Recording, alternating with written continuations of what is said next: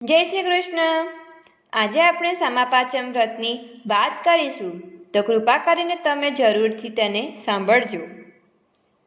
ભાદરવા સુદ પાંચમને સામાપાચમ કહે છે। સામાન્ય રીતે રજદર્શન વખતે ભૂલચૂક થતાં દોષો નિવારવા માટે આ વ્રત લેવામાં આવે છે। વૈદર્ભ દેશ એ દેશમાં એક પંડિતની પાઠશાળા, એ પંડિતનું નામ ઉત્તેજક પંડિત, અને એક સદગુણી પત્ની, એનું નામ શાંતશીલા, અને એને એક દીકરો અને એક દીકરી। દીકરાનું નામ સુનિલ અને દીકરીનું નામ સુનીલા। દીકરો સુનિલ મોટો થયો એટલે એને ભણાવ્યો, ગણાવ્યો અને મોટો પંડિત બનાવ્યો, અને દીકરી મોટી થઈ ગઈ એટલે એને પરણાવીને સાસરે વળાવી। પરંતુ પુત્રી બિચારી કમનસીબી। સુશીલા બિચારી સાસરે ગઈને થોડા વખતને અંતરે તેના સાસુ, સસરા અને પતિ મરણ પામ્યા।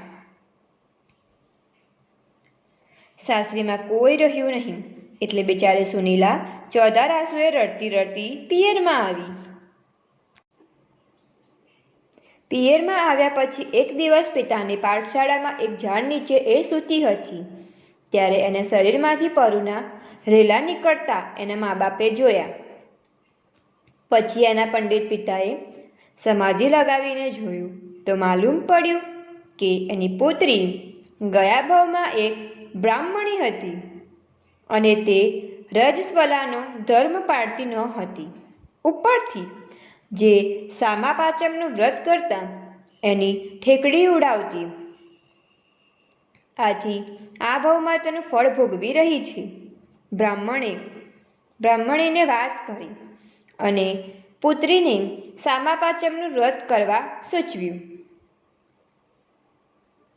સુનીલાએ આ વ્રત કરવાનો નિર્ણય કર્યો। સુનીલાએ વ્રત કેમનું કરવું એ આ બાબતના તેના પિતાને પૂછ્યું, ત્યારે એના પિતાએ જવાબ આપતા કહ્યું, સામાપાચમને ઋષિ પંચમી પણ કહે છે। ભાદરવા સુદ પાંચમને દિવસે આ વ્રત લેવાય છે। આ દિવસે વહેલા ઉઠી નાહી ધોઈને ઘીનો દીવો કરવો, નૈવેદ્યમાં ફળફળાદી મૂકવા, વ્રત કરનારને સપ્ત ઋષિનું ધ્યાન ધરવું। આ 7 ઋષિઓમાં ભારદ્વાજ, ગૌતમ, કશ્યપ, જમદગ્નિ, વિશ્વામિત્રી, અત્રિ અને વશિષ્ઠનો સમાવેશ થાય છે। આ વ્રત કરનારને ફળાહારમાં સામો લેવો, ફળો પણ લઈ શકાય અને કંદમૂળ પણ લઈ શકાય। જો વ્રત કરનાર ઉપવાસ કરે તો તે વધુ ઉત્તમ ગણાય છે।